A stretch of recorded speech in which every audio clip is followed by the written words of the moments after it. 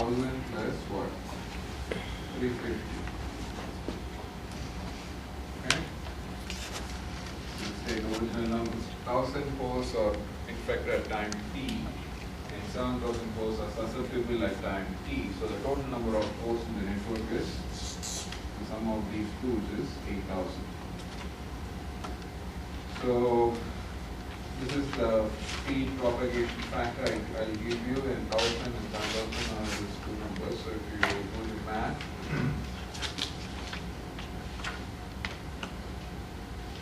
okay. So this is what? 13350, right? This is the total number of pores infected at time t plus 1. So what pores got newly infected at this time? Say it again, not the man. 1000 pores were infected the previous time instant, and we found at time t plus 1 the total number of infected pores is 1350. So how many pores got newly infected? 350. So which term gives you that?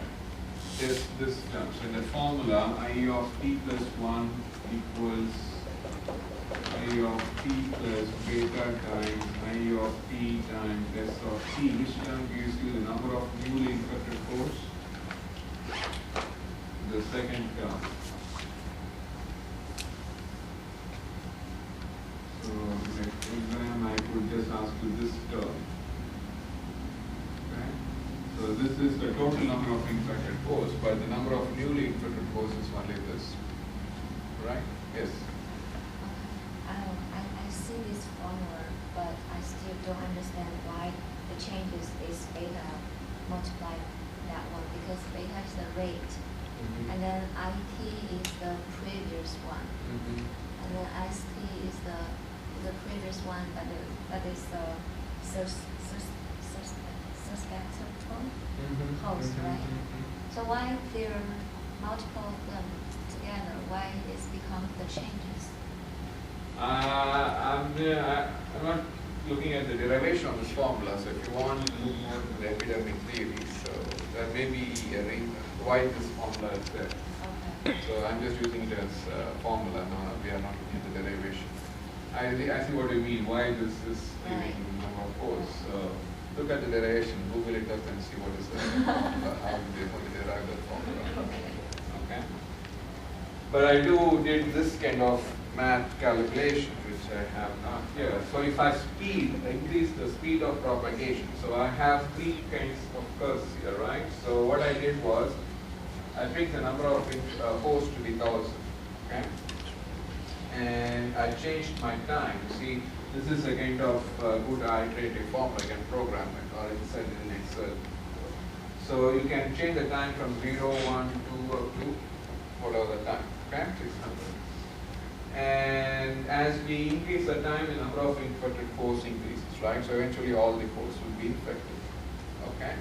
So this is for 1 beta, and we leave the middle one is for the beta to be 0.005, and this is the low beta because it's slow propagation, okay?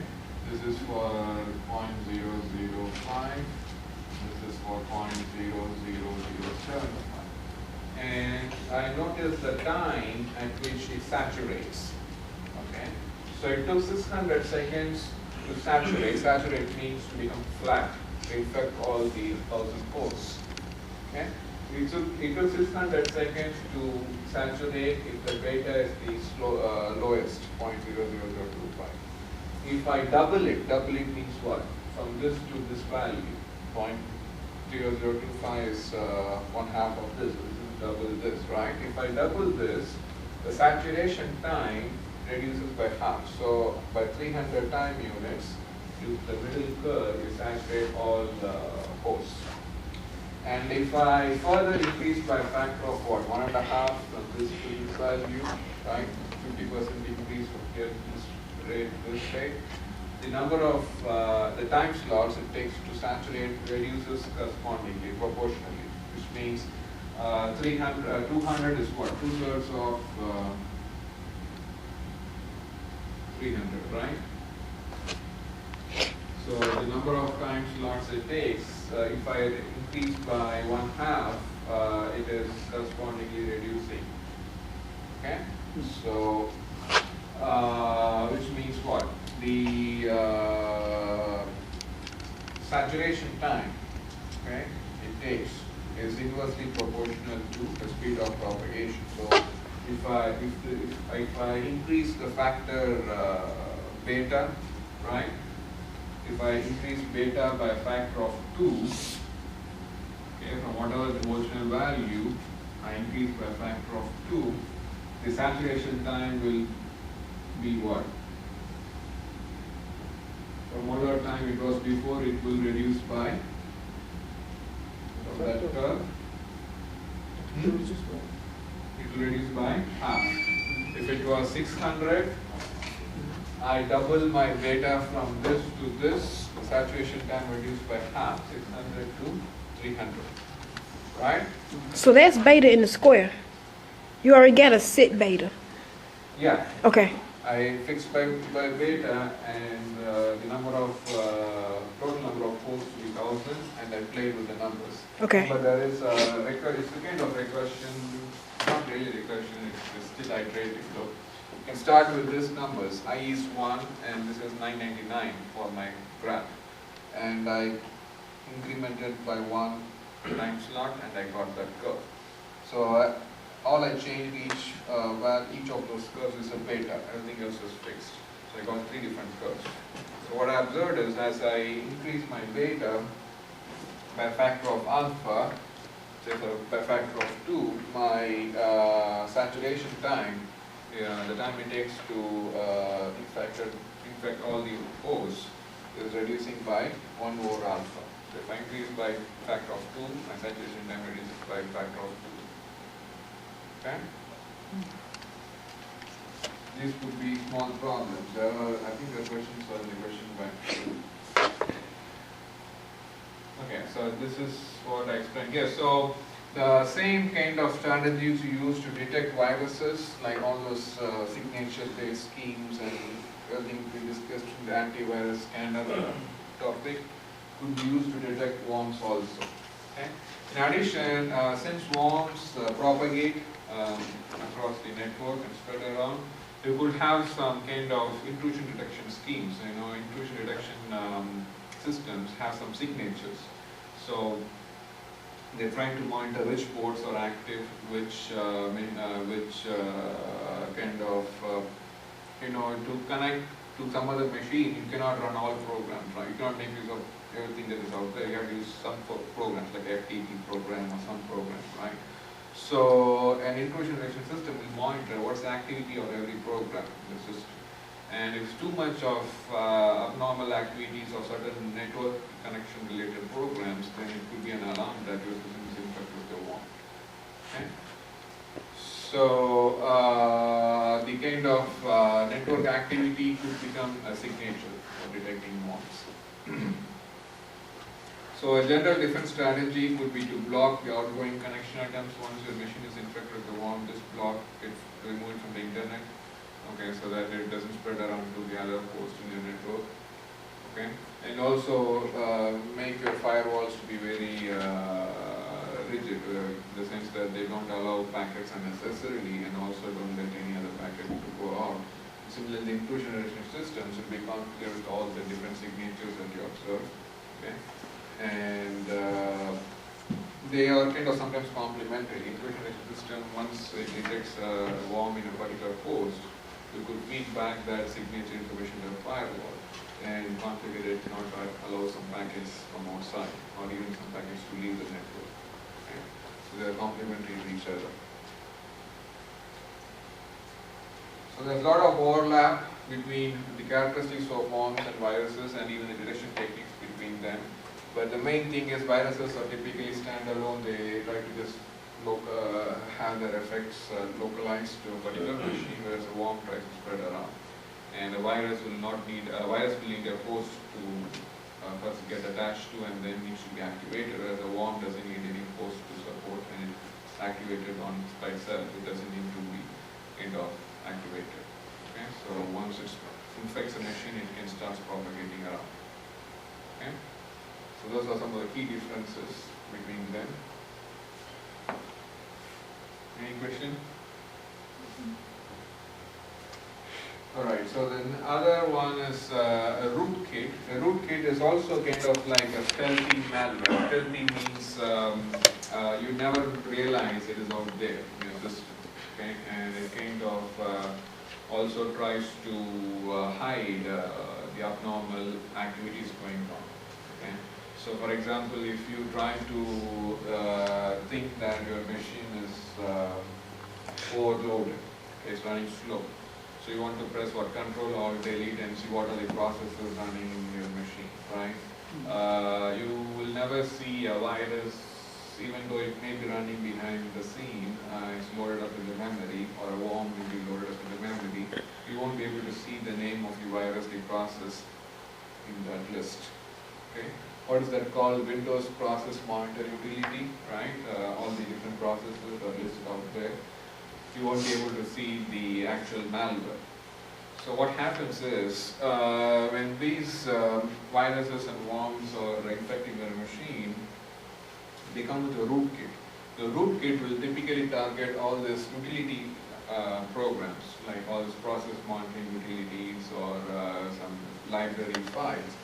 And they kind of corrupt them to such an extent that they won't list all this malware. They list still the regular programs. So you may be wondering, only the regular programs are running, so why my machine is still running slow? Okay? So they will kind of infect them to such an extent that they will try to hide all this malware from being visible, listed. Okay? So you could have two kinds of rootkits, or they can run in two modes: user mode rootkit and the kernel mode rootkit. The user mode rootkits are relatively more easy to detect and kind of be removed because they target the user level utilities like the process monitor utility or the library files on disk. So you could, if you have a kind of anti-rootkit software that can store the hash value of all your utility code, the libraries and everything, you can run it offline at least and kind of compare the hash value of the code of the library files before the machine was infected and after the machine was infected with those rootkits. And as you know, hash values detect any change in the code of this libraries, right? So if the libraries were infected, the hash values would have changed. So if you run it offline, then you will be able to detect the presence of its rootkits. Okay? But the kernel mode rootkits are very difficult to get over. Why? Because they infect the registry files and all the low-level functions of the kernel level code of your operating system.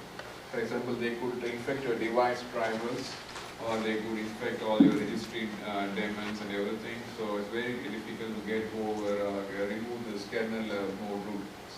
So what they do is they do something called function hooking. Function hooking is nothing but you change, you basically have a function name. Okay. So what can you tell about a function name? So even say, for example, the list program is a program, right? So it will, if typically you say ls-l, it is supposed to, ls is a program and you give different options. Typically ls-l is expected to list all your files in the system, right? Along the date and time you created, who has permissions and all this stuff. So if a virus is also infected in this and is located in this particular directory, it's supposed to be listed, right? But if the machine is infected and if it is if you run the list command, it will not list that virus program, right? So that's the kind of corruption. So they will change the way the functions, the kernel level functions should operate, okay? And so once all these kernel level functions are infected, the rootkit is very difficult to get hold of, because even if you run an antivirus or anti-rootkit software to remove them, they will kind of, by the time the anti-rootkit software is loaded to memory, they will infect those programs too. So no anti-rootkit software can run If you have sometime trying to remove, if your system is infected with the virus or spyware or anything that comes to the rootkit, it's very difficult to run. I've tried some, especially the free antivirus software was not that effective. If you try to run them, they'll also be infected. They won't run, they won't do what they're supposed to do. And so during such times, you have very limited options. Okay, so rather than just reformatting your entire hard disk, you have very limited options. And there are some anti-rootkit software, like for example the rootkit revealer. I have gone through some sometimes, especially when I had XP, it was very vulnerable to all these attacks. Windows 7 is more reliable from my point of view. Okay. So what it used to do is it took a lot of time, but eventually it got rid of my spyware. But what it used to do was, it used to do, because the reason is, at the high level overview, it will appear that your operating system has all the same functions, everything, all the names of the files, everything appears to be the same. You have to scan it on kind of at a very low level by sector or block by block of your hard disk, and kind of compare the hash values of the files of the blocks before they are being infected and after they are infected. Because at a very high level you may still see the same API, all the list of files, everything will be the same as it used to be. But the function, with the function hooking thing, the code of the function will be replaced in such a way it's very difficult to detect by just looking at the names of the files. Okay? So you have to really go through all the hash values block by block and try to remove the rootkit. Okay? Most of the time you could do it only offline, so you cannot do it while the system is kind of being run and you run some other program in it. Okay? Any question?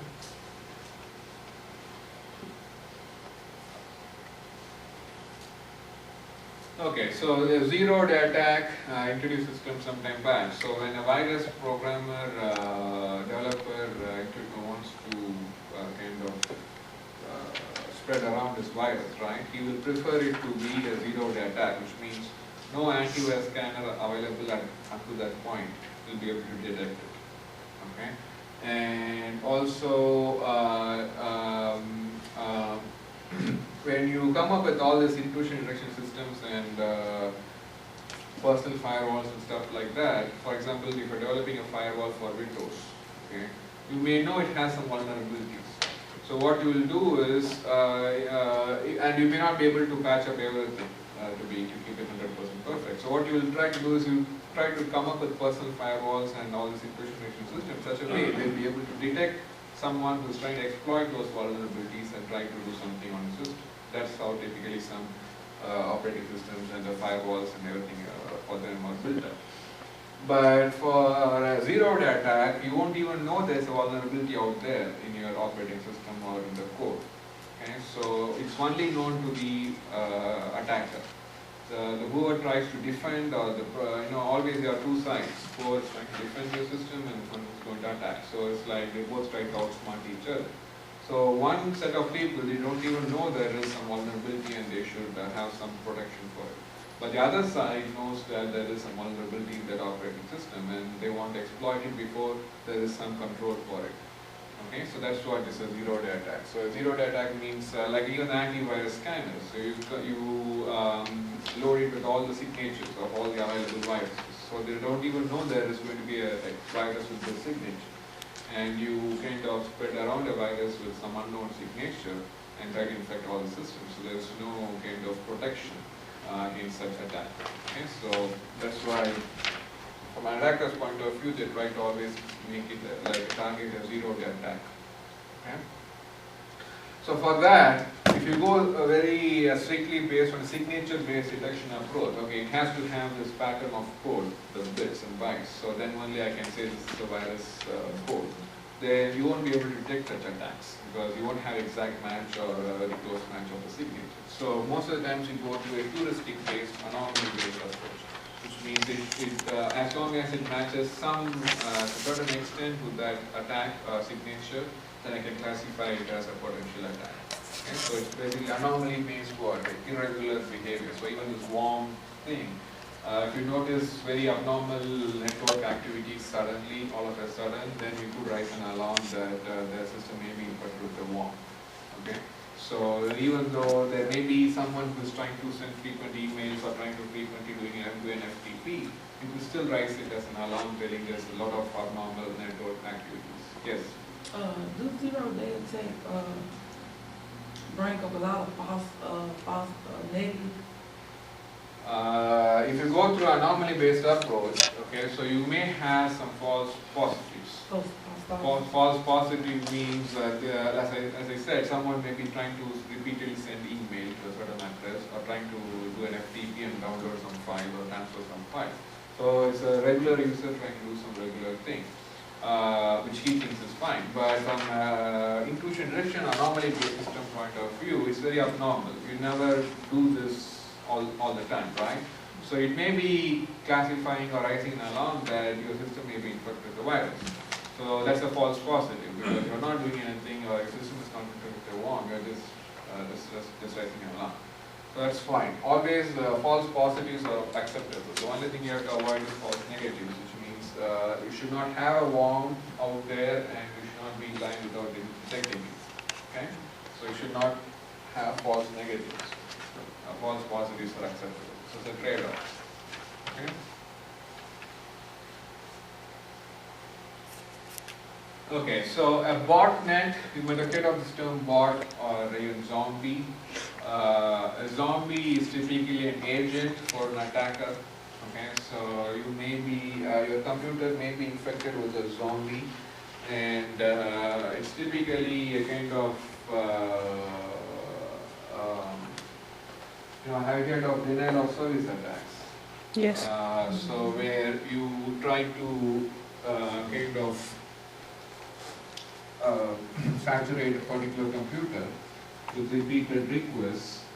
For example, the ping command is a very simple example to say, explain this idea. So if you have, say, a server that you want to check from a client where the server is running, so you do a ping and then the website or the server name. Okay. So ideally it should get a response. Okay. And the response will have some time to send from here and then reply to come back. Okay. But someone could misuse this and send very frequent, like almost infinite number of ping requests and keep on pinging. Like it's like knocking the door several times. Just knocking it once and that person says, yes, I'm there. Ping is basically for the purpose. I think whether the machine is out there, alive, running or not. But